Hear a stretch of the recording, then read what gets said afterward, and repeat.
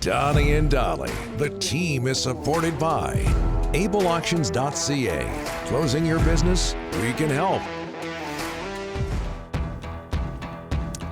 All of our guests today brought to you by the place we'll be golfing at tomorrow, the beautiful Worcester Golf Club. Day one of this season today. Today. It's going to be unreal. Golfing today? What's that? Imagine golfing today. It would be nice. Yeah, absolutely. It would be very nice today. Okay, news surrounding the SFU football program. Here to talk about that and more from TSN, our friend Farhan Lalji. Farhan, thanks for doing this. No bucket hat today. We'll excuse you for that. How are you? Oh, there it is. There you go.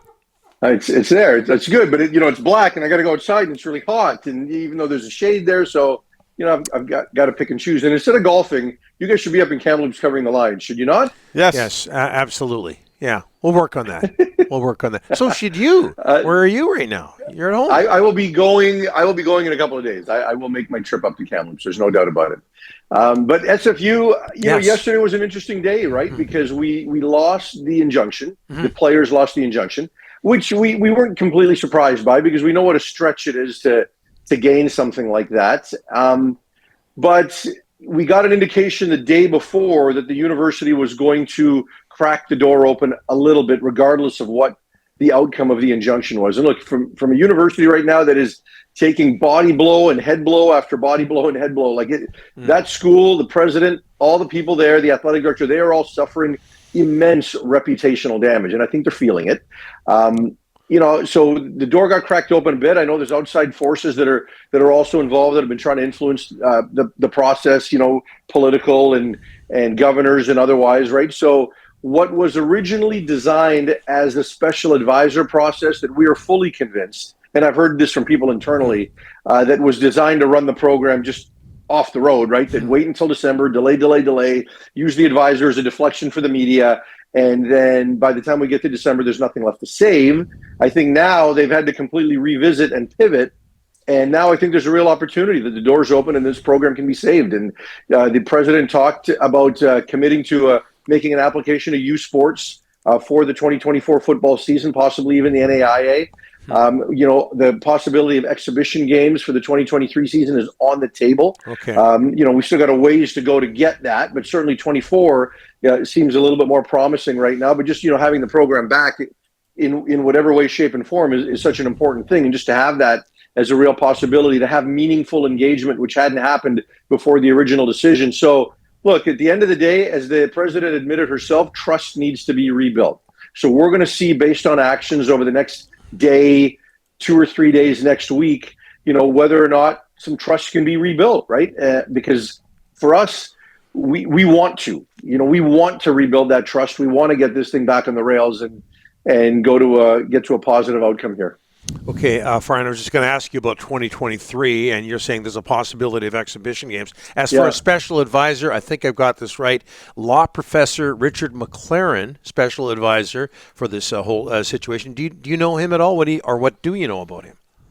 Well, Richard McLaren, it's his company, McLaren Global Sports Group, and he is going to be involved in the process. The lead advisor is going to be Bob Copeland, who's the former athletic director at the University of Waterloo. And he was there when they had the steroid scandal and but they put the football program on hold for a year and then brought it back. They both have really strong backgrounds in sports. Professor McLaren is a highly respected law professor at Western Ontario, but they're listed as arbitrators in the CFL collective bargaining agreement. So they do understand sports. They're not a bunch of guys that are from a completely different field being brought in and try to apply those principles to this. So we're going to get a chance to meet with them next week, and and hopefully we can make our case, right? Because ultimately, any university sport, if you're going to base decisions on finances, it's not going to work. And I know that people who are against SFU football are saying, well, look at how much it costs. Well, you can't compare the cost of football to the cost of basketball. But if you compare it on a per athlete basis, when you're dealing with 100 athletes and the impact of those 100 athletes, both in your program, but also when eventually they graduate and make their impact in the community, now you can kind of see where those numbers go, right? So I think that, there probably are some people at the university that are in the athletic department that are hoping that, hey, it doesn't come back so they can get more money. And I'd hate to think there are selfish people like that, but I know there are.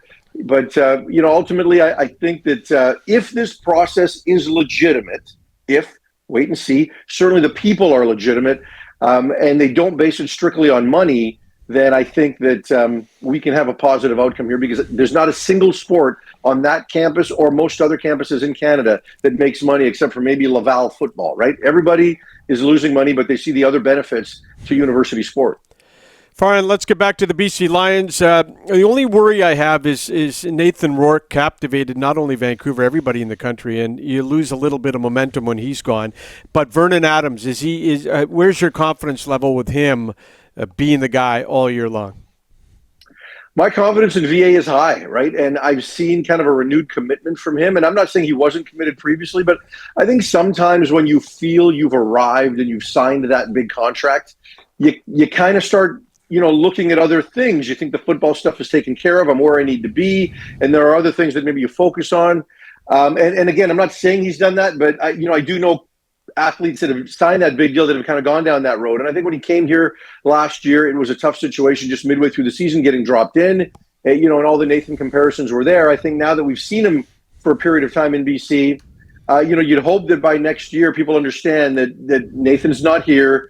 Vernon Adams has been the quarterback for half a season. He's had a full off season to work on his craft and renew his focus on what he's doing, and a full off season to work with Jordan McSimic, right? And a full training camp with Jordan McSimic. So to do all of that, build rapport and trust with your receivers, which I think has happened. He brought them all down to Tacoma a few weeks ago and got to know them that much better and worked on a few things. So I think Vernon Adams is in the right headspace, and we're going to see the best version of Vernon Adams. Will it be Nathan Rourke? Nope, because nobody in the CFL will put up those kinds of numbers that Nathan Rourke did for the first 8 games. That's not an insult, but those statistics would have passed Doug Flutie's records, right? So, but can Vernon Adams lead this team into the playoffs and to playoff success? Absolutely. Where do you see the Lions? Who are your Grey Cup picks? I mean, to give us a preview of the season, who's the team to beat in the CFL? I think it's as wide open as it's ever been, guys. And I know that's kind of a crutch, and I want to wait a few weeks because, you look at Winnipeg and they're the most consistent team, right? So you have to start there. But they're getting older, right? And at some point, there's going to be a slight drop-off there just because their key guys are still their key guys. I mean, they added a Dalton Schoen who became a key receiver, and he's younger, but everyone else is still getting up there, especially on the defensive side of the ball. And then you've got Toronto, who's the roster's improved everywhere except quarterback, right? So we just don't know what Chad Kelly's going to give you. But everywhere else, they're better than they were a year ago. So, you could start there. I have so much faith in Hamilton and how they've built that team and what Orlando Steinauer's doing over there, right? So they've rebuilt that team, and we know some BC Lions, Joel Figueroa and James Butler are going over there. They've made some significant additions on defense. They're hosting the Grey Cup this year, so they've clearly gone all in.